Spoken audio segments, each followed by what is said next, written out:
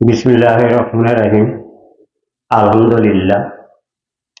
আজ আমরা যে শুক্রায় দিবস উপলক্ষে আয়োজিত অনুসারীগণ অনুষ্ঠান বা সভা আয়োজিত করেছে, সেখানে দুই একটি কথা বলার জন্য আমাকে ডাকা হয়েছে।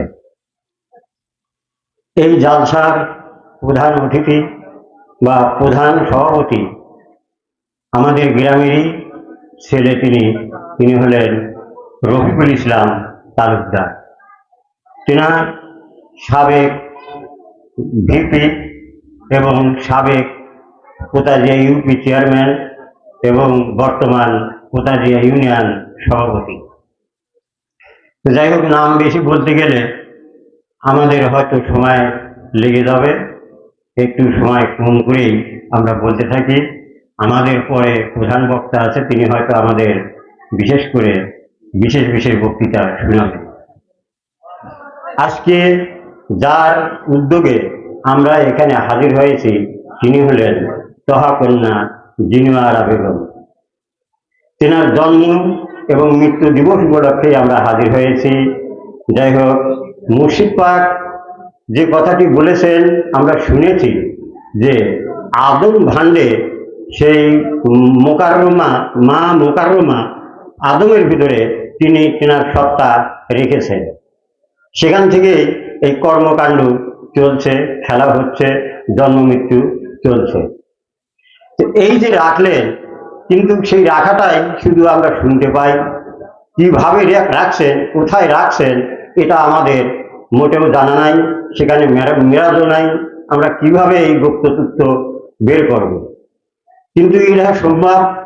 আমাদের মুর্শিদ পাক যেখানে আমাদেরকে রচনা করেছেন, সেখান থেকে যে ব্যক্তি শুরু করবে সে ব্যক্তির সম্ভব ইহা বের করা। কোরআনে কারিমের মধ্যে আছে যে মা হাওয়াকে আদমের রেহাল নামক হাত থেকে বের করা হয়েছে। কিন্তু আমরা শুধু এটাই জেনে আসছি যে হাড়ের মধ্যে থেকে একটি সূরত বের করা হলো, অতি সুন্দর, মনোরম এবং আকৃষ্ট। সেই আকৃষ্টজনক সূরত, এই সূরত দ্বারা মহান আল্লাহ পাক এই মানব জাতির চালনা শুরু করেছে। যদিও সবকিছু আদমের মধ্যে আছে, তথাপিও এই মানব জাতিকে এই হাওয়া নামের সূরত দিয়ে বা মোকাররমা নামের সূরত দিয়ে চালনা করছে, যাহাতে পুরুষেরা আকৃষ্ট হয়।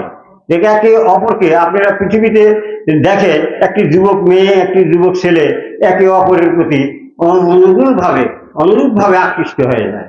মহান আল্লাহ পাক এখানে কি মোহ রাখছেন, কি মায়া রাখছেন, কি মমতা রাখছেন, কি প্রেম রাখছেন, কি প্রেমের সেই মাসগুল মমতা, কি সেই প্রেমের মাসগুল একত্র প্রেম মুহূর্ত গোটাল করে একত্র করে রাখেন।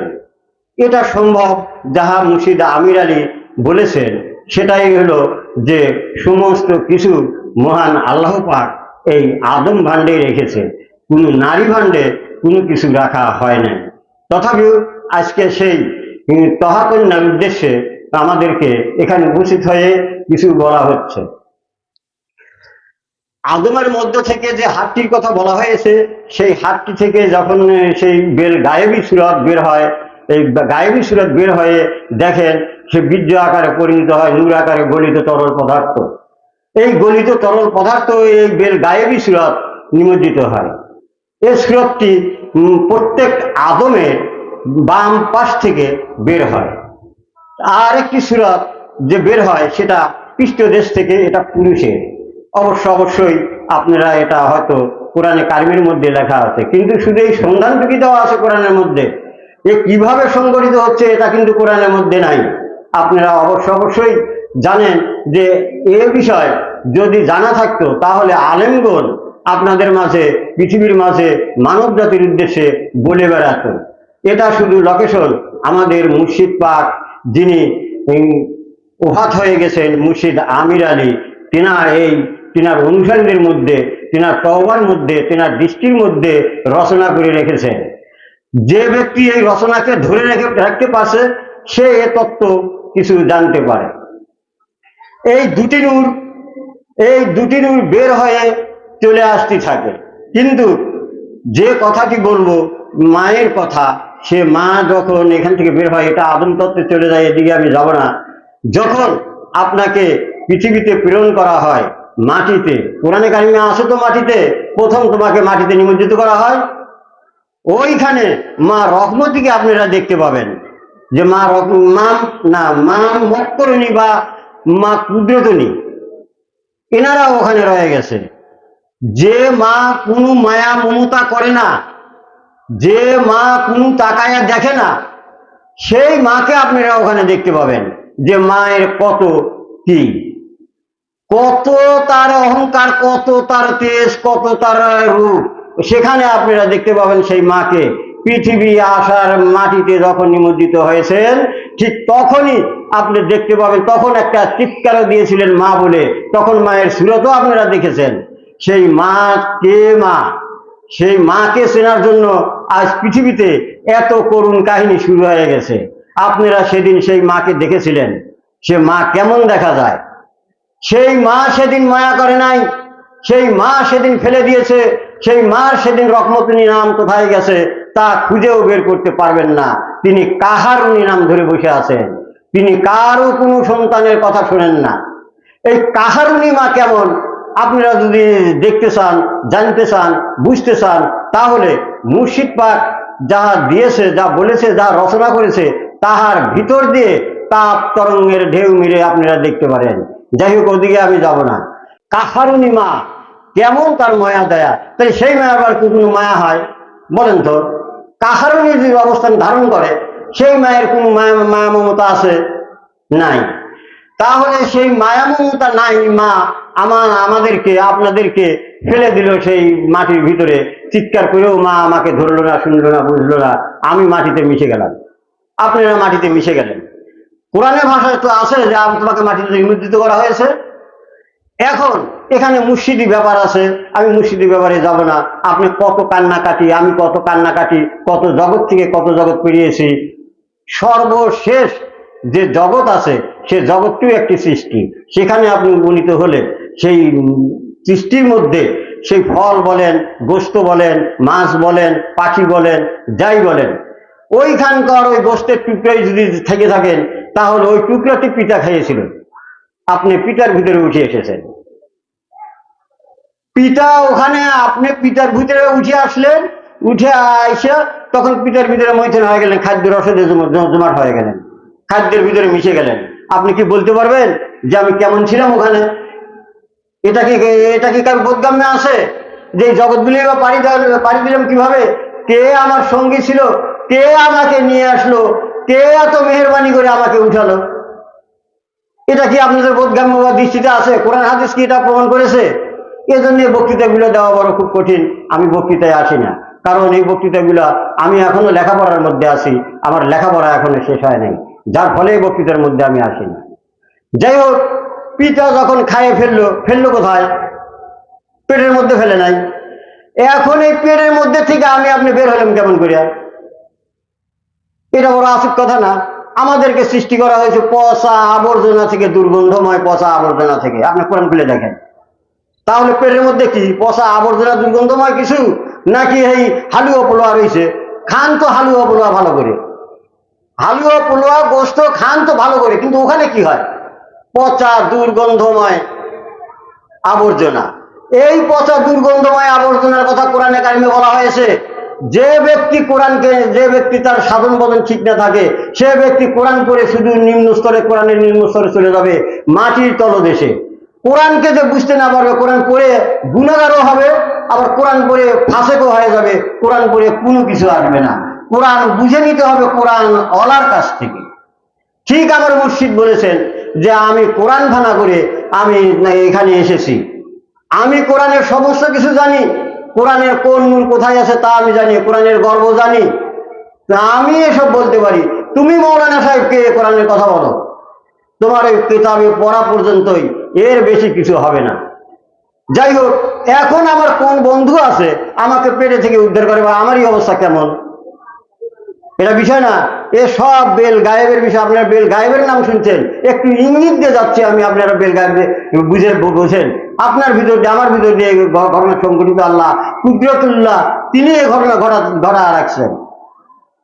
আপনারা কুদরতুল্লাহ কেমন করেছিলেন? আমরা চিনি শুধু এক আল্লাহ, সে আল্লাহকে চেনার উপায় নাই। এক আল্লাহ, আল্লাহ নাই, আল্লাহকে কেউ চিনতে পারে না শুধু অনুধাবন ছাড়া। অনুধাবন করতে হবে তাকে, তা কুদরতুল্লাহ, মক্করুল্লাহ, মহিমাউল্লাহ এর মধ্যে দিয়ে। কোন সময়ও সরাসরি আল্লাহ বলবেন যে আমি আল্লাহকে দেখছি, আল্লাহকে চিনছি, কখনোই তা পারবেন না। তার কারণ তিনি সর্বমোহিত, সবার ভিতরে বিদ্যমান। আপনি কার ভিতরে যাবেন? আপনি কোন অস্তিত্বের ভিতরে যাবেন? কার কথা বলবেন যে এইটাই আল্লাহ? কখনোই আপনি ঠিক করতে পারবেন না। সে যাই হোক, তখন কোন বন্ধু ছিল, সে বন্ধুটি যদি ঠিক করতে পারেন, তাহলে সে বন্ধুর দয়ায় বা বন্ধুর মহব্বতে আপনি সেখান থেকে সেই বন্ধুর ওসিলায় উঠে এসেছেন ভিতরে। এই আবর্জনার ভিতর থেকে আপনাকে সেই বন্ধু উঠা নিয়ে এসেছে। সেই বন্ধু উঠা নিয়ে এসে আপনাকে আমাকে যেই হোক সেখানে কোন জায়গায় অবস্থান করছে, কোরআনে কারিমের মধ্যে বলছে যে তোমাদেরকে পৃষ্ঠ থেকে বের করা হয়েছে। এখন আপনি পৃষ্ঠে উঠলেন কি করে? ছিলেন প্যারের মধ্যে, উঠলেন কি করে পৃষ্ঠের উপরে? কেমন মানুষটি ছিল, কেমন আমার অবস্থা ছিল, কেমন আপনাদের অবস্থা ছিল, আজ খুঁজে বের করতে পারেন না? এই ইলার সত্যে সত্যবান যে হয়েছে, সেই একমাত্র এই সমস্ত ঘটনার মূল নায়ক। যেখানে বলা হয়েছে আদম খেলাপতি করবে, তোমাদের কোনো কিছু থাকবে না। কিভাবে আদম খেলাপতি করছে তা আপনাদের বোধগম্য নাই। আপনারা মনে করছেন আমি একটা মূল্য গুনছি, আমি খেলাপতি করে দিছি। ওই মূলের মধ্যে কে আছে? অস্তিত্ব সবই আল্লাহর, ও মূলও আল্লাহর অস্তিত্ব। আপনার কি কেরামত, আপনার কি ক্ষমতা?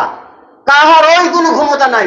একমাত্র সেই আল্লাহর সত্যের এলা যিনি, আদম সত্তা যিনি, তিনার এই কারসাজি সব চলছে। আপনার কি করে আদমকে বুঝবেন?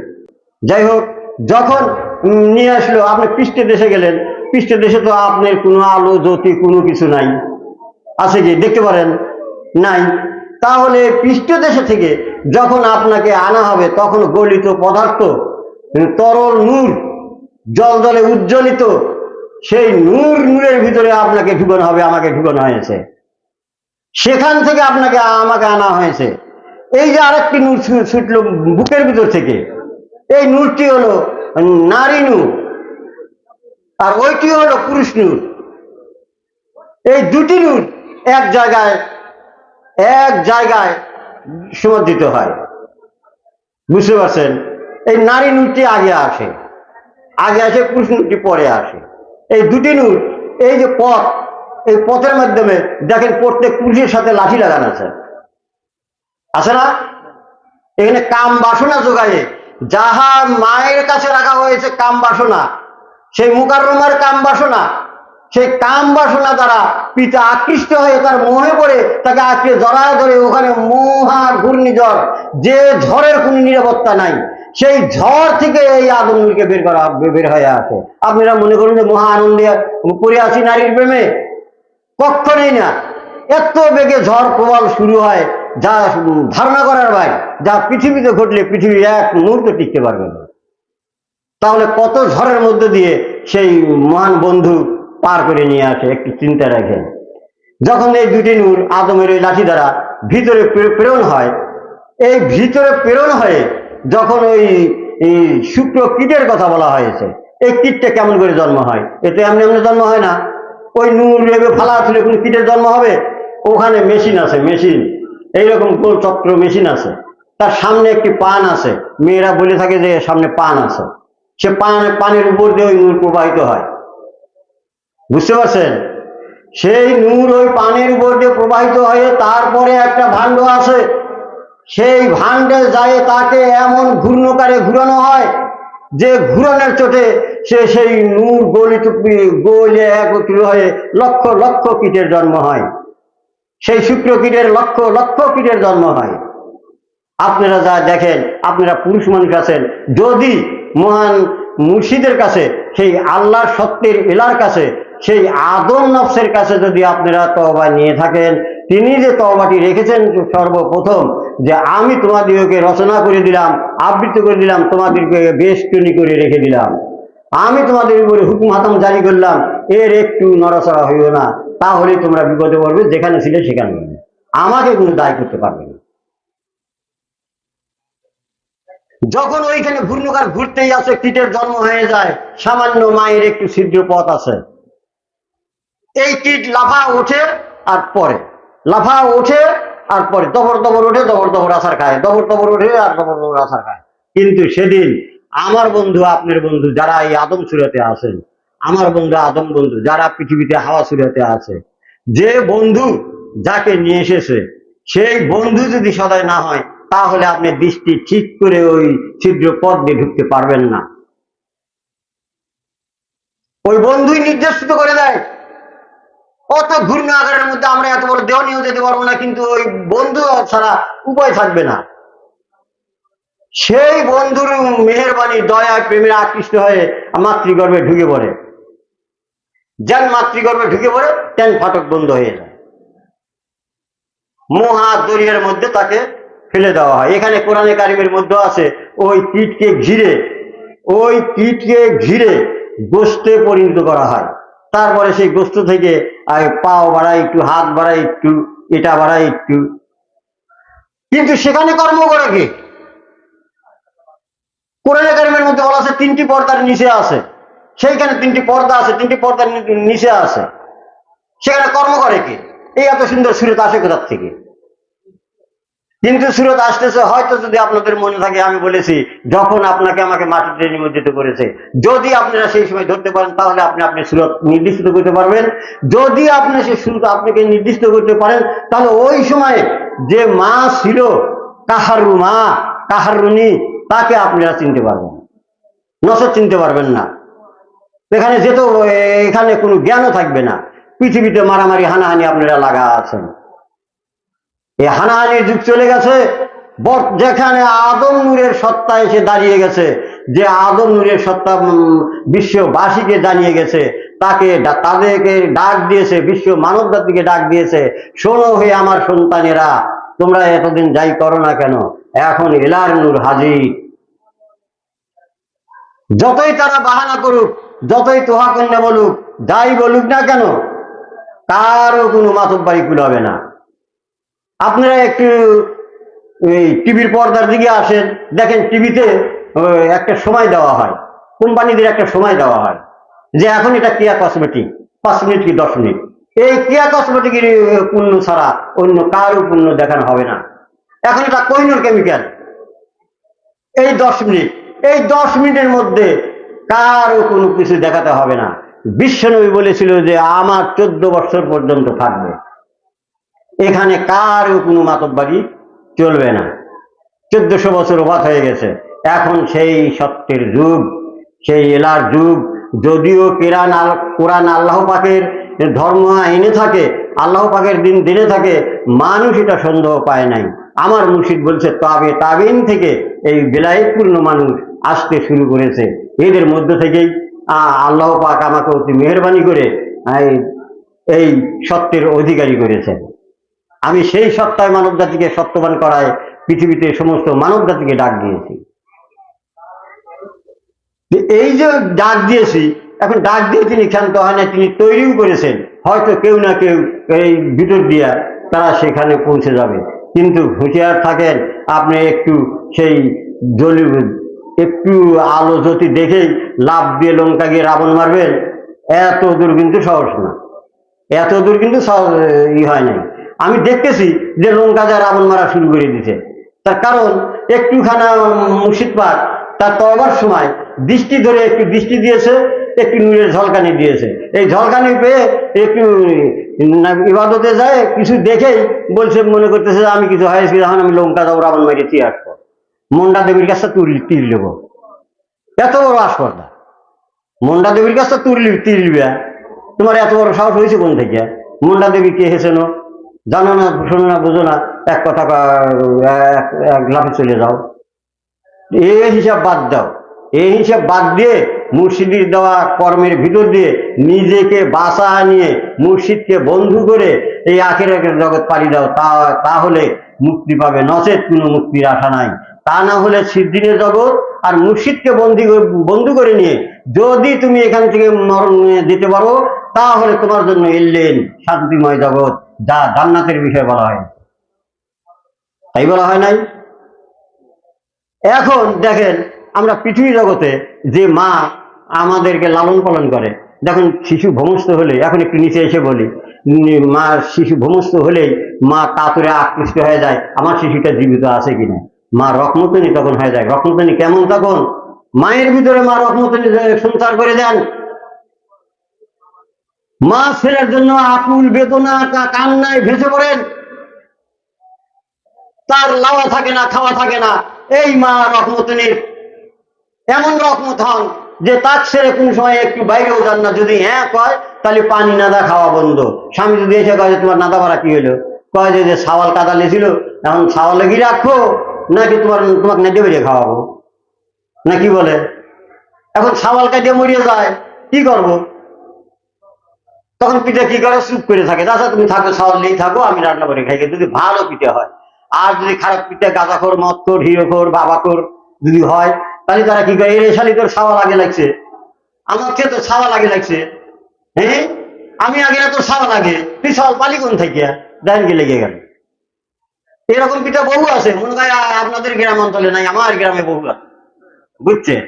এরকম পিঠা বহু আছে। এই মা রহমতনী, মায়ের মধ্যে মা রহমতনী বিরাজমান। আপনারা মাকে কতটুকু বুঝেছেন? আপনারা মাকে কতটুকু সচক্ষে দেখেছেন? আপনারা সেই যুবক ভাইয়ের মাকে কতটুকু সান্ত্বনা দিয়েছেন যে হায় রে, আমার মা লাওয়া খাওয়া বাদ দিয়ে আমাকে শিশু অবস্থায় এত লালন পালন করছে, সেই মায়ের আমি কতটুকু খেদমত করতে পারছি। আজকে কিন্তু এক মায়ের ভাব দিবস। আমি এখানে সরার জগতে বসবাস করি, তাই আমি অতিরিক্ত বেশি কিছু বলতে পারবো না। আমি এনার একটা নাম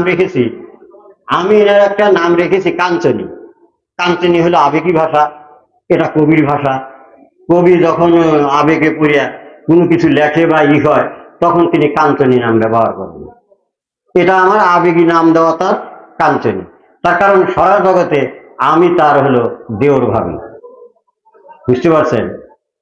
এজন্যই তাকে বেশি কিছু আমি বলতে গেলে হয়তো সারা জগতের মানুষ আমার মাথায় বাড়ি দিয়ে আমাকে মারি ফেলা আসবে, যার ফলে এদিকে আমি বেশি কিছু না বলে ওইদিকে একটু বলতেছি, একটু একটু করে ইঙ্গিত দিয়ে যাচ্ছে, বুঝতে পারছেন? যে এই যে মা এত রহমতনী নাজিল করলো আমার উপরে, কখন খাই কখন পড়ি, মা ছুটে আসে, আমি কথাও বলতে পারি না, মা আমাকে খেতে দাও, না নাচতে পারি না, কখন আমার গোসল করা লাগবে, কখন আমার খেতে হবে, কখন আমি ঘুমাবো, কিভাবে ঘুমাবো, হলো হলো হলো হলো বাবা ঘুমাও, আমার কাম করা লাগবে, তোমার বাবা এসে আমার পিঠে ঝাঁটা মারবি নি, তুমি একটু ঘুমাও বাবা, মেলা কাম করে রয়েছে। বাবার কোনো কিছুই হলে না, বাবা যখন ঘুমাইছে তখন বাবা ঘুমাবে, এর আগে বাবা ঘুমায় না। তখন মা কাছে করে তার স্তনের দুধ পান করে অনেক আদর করে একটু ঘুমাবে। আবার ঘুমাও ছুঁয়েও বারে আসে না, কি জানি কখন আবার সাওয়ারটা চিকুর করে। ছেলে যেটা ভালো খেতে পছন্দ করে মা তা সেটা জোগাড় করে। ছোট থাকতে একটু বুঝতে পারছেন, যদি কান্নাকাটি করছে, আমার মা কিভাবে জোগাড় করবে? সে আমার মা পরনে বোধহয় কাপড় থাকে নাই, ওই ও বাড়ি সে বাড়ি দৌড় করে, যে আমার ছেলেটা ভাত খাচ্ছে না, আমি ভর্তা ছানা করছি, তুমি একটু তরকারি দাও তবু আমার ছেলেটাকে একটু খাওয়াই। তখন সে সদায় হয় একটু মাছের টুকরো দেয়, নিয়ে এসে সাওয়ালকে খাওয়া ঠান্ডা করে। তাহলে এমন মার কতটুকু আমরা গুণ কীর্তন করি, কতটুক তাকে সান্ত্বনা দিয়ে রাখাচ্ছি, আর সেই মাকে কষ্ট দিয়ে আপনি স্বর্গে পড়ে যাবেন, এমন হাদিস কোন জায়গা আছে? কে লেখছে এমন হাদিস? এই মায়েকে কষ্ট দিয়া, মায়েকে অভিশপ্ত করিয়া, মায়েকে সেই জ্বালানি দিয়া আপনি স্বর্গে চলে যাবেন? এত বড় হাদিস লেখনে আল্লাহ বোধ হয় কোথা দিয়ে কি পৃথিবীতে লেখে নাই, মনে হয় কোরআনও লেখে নাই। কোরআন বারবার বলছে, হয়তো দু একবার বলছে, হাদিসে বলেন, মানুষ আলেম ওলামারাও বলেন যে পিতা মাতার পায়ের নিচে হলো সন্তানের বেহেশত। মাতা যদি সন্তানকে দোয়া করে আল্লাহর আরেশ কাটবে ওঠে, ওয়াজ করে থাকে না, তাহলে কোন মা, কার কাছে এই দোয়া হয়? আল্লাহর আরশ কেঁপে উঠলো সন্তানের জন্য। সে যদি যদি কেউ বলে যে তোমার সন্তান ডাকাতি করে আইছে, তোমার সন্তানের এখন হবে, মারিয়া হবে, মা কখনোই স্বীকার করে কি যে আমার সন্তান কোন সময় ডাকাতি করতে পারে না, আমার সন্তান কখনোই ডাকাতি করে নাই, মা আসলের তলে ঢেকে রাখে। খবরদার আমার সন্তান নামে যদি বদনাম দাও, যদি ধরে লাও এই যে বঠি দাও, দেহ কোপা শেষ করিয়ে দেবো, আমার সন্তান এ কর্ম করে নাই। তাহলে সেই মারে আমরা কতটুকু চিনি, আর সেই মায়ের দাসত্ব আমরা কতটুকু করছি। বারবার আলেম সমাজরা বলে যাচ্ছে যে তোমরা মাকে কখনোই কষ্ট দিতে যেও না, মাকে কখনোই কষ্ট দিতে যেও না। মাকে হাসি করলে আল্লাহ স্বয়ং হাসি পায়, তাই পায় না? মাকে হাসি খুশি করলে আল্লাহ হাসি খুশি হয়। তাহলে আমরা কি করি মায়ের কাছে? আমরা মাকে কতটুকু হাসি খুশি করতে পেরেছি? আজ মা যদি কয় যে বাবা রে তুই এই কাম করে গা, তাতে তোর মঙ্গল হবে, ধর তোমার ওই কাম, আমি এই কাম করি পারবো না, আমি এই কাম করলে তোমার কি কয় বাবা তুই করে গা, কয় না আমি এ করি পারবো না। তখন মা কি কয় আল্লাহ আমার সাওয়ালের কবে জ্ঞান হবি, তবে গা আমার কথা হলো, তুমি আমার সাওয়ালের জ্ঞান দাও না। মা কি বলে? এই যে মা রহমতুনি এখানে এসে কর্ম করে, আর ওই যে মা কাহারুনি আপনাকে সেদিন আর কিছু করবে না। সেদিন কিছু করে নাই, কাহারুনি আমাকে উদ্ধার করে নাই। আপনিও চিৎকার দিয়ে ডাক দিয়েছিলেন যে মা, আমিও চিৎকার করে ডাক দিয়েছিলাম মাটিতে পড়ে, মাটি যখন আমাকে সেবন দিয়েছে, আপনাকে সেবন দিয়েছে, আপনিও দিয়েছেন, আপনি উদ্ধার করতে পারেন নাই, তাই আপনার মনে নাই। যে উদ্ধার করতে পারছে তার মনে আছে, তার জানা আছে। এই কাহারুনি মা আমাকে দেখে না, শুনে না, বোঝে না। পৃথিবীতেও অনেকে বলে থাকে যে অনেক হয়তো আলেম ওমরারা বলে থাকে, কোরআনে কারিমের মধ্যে কিছু তাফসীরকারীরা তাফসীর করে রাখছে যে মেয়েরা হলো কাহারুনি, ওরা কারু কথা শুনে টোনে না, বুঝছে? ছেলেকেও ওরা ভালোবাসে না, ছেলেকেও ডুবোয়া ডুবি। তার কারণ যেহেতু দলিলে একটু প্রমাণ টমান আছে, তা যার পরে বলে থাকে, কিন্তু রহমতুনি সম্পর্কে জানে না। সারা জীবন ভরা এই মা রহমতুনি এই রহমত করেই যায়। এখন আসে কুদরতনি। এখন কোন কুদরতনি মা আপনাকে গায়ে মাংস লাগাইছে? কোন কুদরতনি মা? সেই মায়ের উদ্ধার কতটুকু করতে পারছেন? যে কুদরতনি মা আপনাকে গায়ে মাংস টাংস পড়া এত সুন্দর পরিবেষ্টিত করলো, ওইখানে কথা বলা কারো ক্ষমতা থাকে না। আমার মুর্শিদ কাউকে বলে নাই যা গায়েবের বিষয়, একমাত্র সেই ব্যক্তি ছাড়া। আমার এক ভাই একটি গান রচনা করেছিলেন যে 18 পোয়ায় ঘরখানি, 14 পোয়ায় দিয়ে ছাউনি, 2 পোয়া করলেন গোপনী, 2 পোয়া দেখায় মুর্শিদে। 2 পোয়া গোপনী আছে যাহা বেলগায়েব, যাহা পৃথিবীতে কিতাব কোরআনে নাই, তাহা বলতে গেলে আপনারও বিপদ আমারও বিপদ। ইঙ্গিত রাখছে মুর্শিদ, আমরা কতটুকু বুঝে নিয়েছি সেই ইঙ্গিত আমাদের বোঝার শক্তি হয় নাই। হয়েছে কি? তাহলে মা রহমত নিয়ে এত রহমতময়। আবার মারে দেখছেন কুদরত নিতে দেখালে ওইটা বেল গায়েবের বিষয়। মক্করণী দেখছেন, মার মক্করণী, মা পৃথিবী থেকেই যদি মা একটু মক্কর টক্কর করে বা ভুল শুদ্ধ কি করে, তাহলে আর নিজের অস্তিত্ব থাকে না। থাকে কি? বেশিরভাগ এখানে স্ত্রীরা করিয়া থাকে। স্ত্রীরা এই মক্করণীর খেলা একটু দেখা থাকে পুরুষকে। আপনি দূরের থেকে আসছেন, আমি এখানে দূরের থেকে আসছি, সে কি করতেছে না করতেছে জানা নাই, জানা কি আছে? যদি ওখানে একটু মক্কর দেখায় তাহলে সারা জন্ম বড় ঘোরা লাগবে সারা পৃথিবী, যদি একটু মক্কর দেখায়। বুঝতে পারছেন? তাহলে আমরা মাকে কতটুকু ভাবে চিনি? যে মা, যে মুকাররমা, তার থেকে বের হয়ে সে এমন কর্ম করতেছে, তাহলে এই যে সদায় নামে নাম স্টেজ বাই স্টেজ নাম ঘুরেছে একের পর এক, আর তোমরা বলো আমরা আমরা হয়েছি, তহাকন্যা হয়েছি। তহাকন্যা কি? তুমি কি মক্করিনী হয়েছাও, না কুদরতিনী হয়েছাও, না রহমতিনী হয়েছাও? কোনটা হয়েছে? তার কোনো পরিচয়ই নাই। তুমি তোমার জন্মসূত্র জানো না, তুমি তোহা কন্যা বলো, তোমার জন্মসূত্র দেখাতে হবে না? এর আগে পানির ঢেউ, বাতাসের ঢেউ, আগুনের ঢেউ কত কি রয়ে গেছে। বাতাসের মধ্যে, আগুনের মধ্যে, পানির মধ্যে কোরআনে কারিমে সূরা ইয়াসিন অগ্নিগর্ভ না, অগ্নিগর্ভ না? কি করে এই সূরা ইয়াসিন পাড়ি দিলে তুমি কোরআনের ভিতর যায়? যাহাতে দিব্য আগুন জ্বলছে। কি ছিল, কে ছিল তোমার সাথে? নাকি তুমি একা একাই পাড়ি দিবাই চাও? এত এত বড় পণ্ডিত সাজি চাও, এখানে সাজি সাজি সাজি সব বসে রইতে এত গুড়া, এত লালি আবসার মাহায় না গুড়ের সাথে। গুড় গুড়ি থাকে, লালি লালিই থাকে। কখনই এদিকে এসো না। পৃথিবীতে উদাহরণ দেওয়া খুবই সহজ। এখন দুধের থেকে ঘি তৈরি হয়, এখন ঘি বাড়ায় বাসনা, আর দুধে কয় যে তুই কি, তোর কাছে গন্ধ, তোর তোর তো দেখাই যায় না, কি কাঁচা কাঁচা গন্ধ বাড়াইছে, তোকে তোকে মেনে নেবো নাকি? ডাক্তার আমাকে কি সুগ্রান, মানুষ কত সুন্দর বলতেছে, হাই রে কি ঘ্রাণ বাড়াইছে। রঙও পাল্টে গেছে, ওর রঙও হয়ে গেছে লাল, দুধ থাকে সাদা। এই সাদার চিন্তা ভাবনা করেন, সাদার চিন্তা ভাবনার মধ্যে এত রং ছড়ানো। আল্লাহর মহিমা বোঝা বড় মুশকিল, মহিমা উল্লাহর মহিমা বোঝা বড় মুশকিল।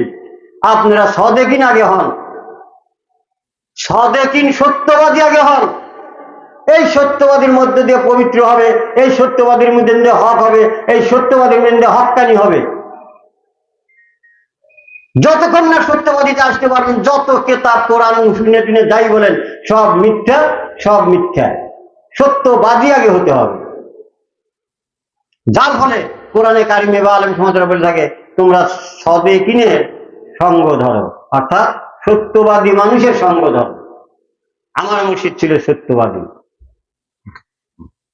তাই তিনি এতদূর পাড়ি জমায় আসিয়া মহান আল্লাহ পাকের সত্তায় সত্যবান হয়ে তিনি নাম ধরেছেন, আমি জাতে আদম। আমার কাছে আল্লাহ সত্তা, আমার ভিতরে আল্লাহ সত্তার সত্তা রেখেছেন, আমি আল্লাহর খেলাপতি করি। খেলাপতি কিভাবে করেন আমি যে রাস্তাগুলো দেখালাম, ঠিক এভাবে আপনাদের জানতে হবে, বুঝতে হবে।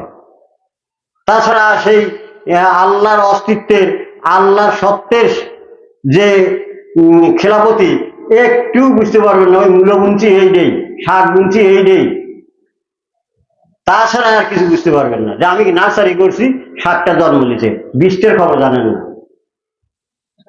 আমি নার্সারি করছি, বেসন এনে বুনছি, মূল্য হয়েছে, কি করছি, নিরেছি, কুড়েছি, জল ঢালিছি, এই পর্যন্ত। এর বেশি এই পৃথিবীতে কিছু করতে পারবেন না আপনারা। আমরা সেই বীজের খবর জানি না, তার ভিতরে ওই বীজের ভিতরে কি আছে না আছে, বীজটা কেমন, প্রত্যেকটা বীজ ভিন্ন ভিন্ন রকম হয়ে গেছে। কোনটা বীজের সাথে কোন বীজের মিল আছে? মিল নাই। তাহলে আমাদের অতি অতি দুঃখ না করে নিজেকে সচেতন হয়ে সেই সচেতনের উপর দিয়ে আমাকে চলতে হবে, আপনাকে চলতে হবে, সত্যবাদী হয়।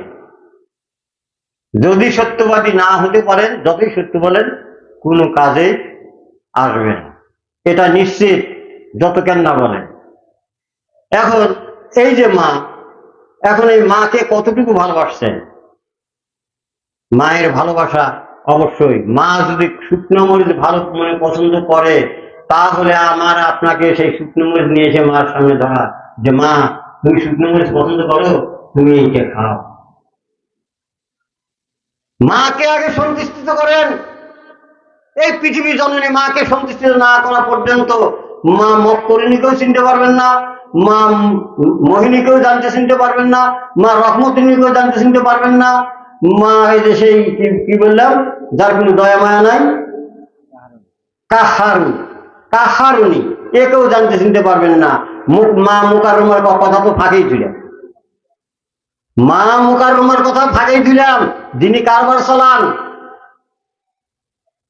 তার কথা তো ফাঁকেই ছিলেন।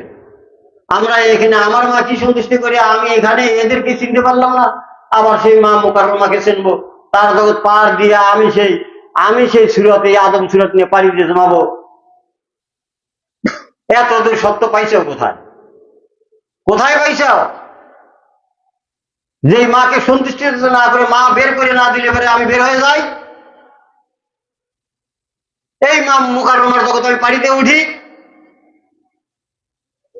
মা মুকাররমাকে সন্তুষ্ট করে দিবে। এখন দেখেন এখানে একটা হিসাব নেন, যদি অফিসারের রুমে যান, টিউনের অফিসে যান, সামনে পুলিশ আছে, নেই দারোয়ান আছে, আপনাকে আগে দারোয়ানকে রাজি করতে হবে যে ভাই দারোয়ান, আমি একটু টিউনের কাছে দেখা করবো, আমাকে একটু দেবে দাও। দারোয়ান যদি না দেবে দেয়, যদি দারোয়ানের বাড়ি একটু কটক্ষ হন, যদি একটু কটক্ষ হন, তাহলে দারোয়ান কি করে, লাঠি দিয়ে ওই বাড়ি শুরু করে। কারণ ওর পাওয়ার শক্তি আছে মুকাররমার, একটুকু দ্বিধাদ্বন্দ্ব করবে না, ওর এমন পাওয়ার রয়েছে। যদিও শক্তিতে কম থাকে, অর্থে কম থাকে, তথাপিও কিন্তু লাঠি দিয়ে সাথে সাথে বসা দিবে। যদি ভিতর থেকে টিউন সাহেব বলেন যে তুই মারলি কে, কয় স্যার এই কথা কইছে, কয় বসা আর একটা, এত দুরাস্পর্ধা। টিউনের কাছে থাকা দুরস্থান থাকে, ওখানে লাঠির বাড়ি খাইয়ে ফেরত রাখা লাগবে। থাক করে তো মুকাররমাকে পারি পাবেন, এ আশা আর হবে না। বুঝতে পারছেন? হয়তো আরো ওয়াইদিনরা আছে, বলবেন আমার পরবর্তীতে হয়তো দুটো বড় বড় বক্তা আছে, এনারা হয়তো এই ওফাত দিবস বা এই জন্ম দিবস সম্পর্কে এনারা আমার থেকে হয়তো ভালো বেশি বলতে পারবেন। তার কারণ আমি ওদিকে বলছি না, আমি তো বলছি যে সরার জগতে আমি এখনো বসবাস, আপনারাও বসবাস।